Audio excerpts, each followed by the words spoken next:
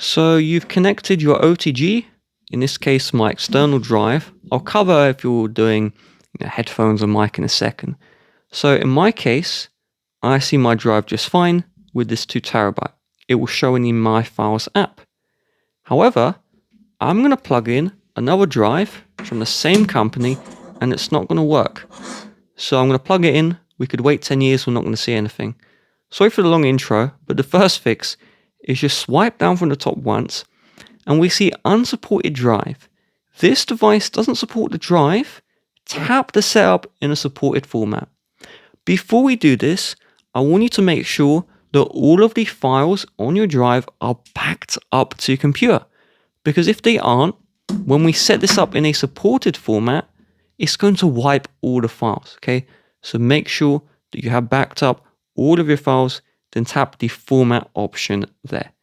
If we don't get this format prompt, I'm not going to do this because this actually has my video files, but if you don't have that option, then you will need to go on your computer, plug this into your computer, and then do the format on your computer. Make sure you format in FAT32 or NTFS format. The other formats do not work.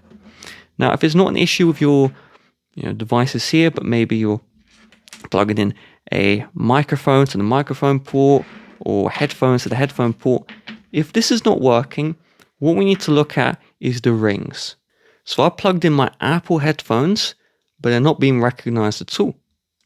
Now I'm going to plug in these other headphones, and so once I plug them in, they immediately are showing up. And this is due to the ring size. So take a look at your headphone port. On the right, we have 1, 2, 3 rings. On the left, we have 2. The headphone jack in Samsung A14 only supports the 2-ring configuration.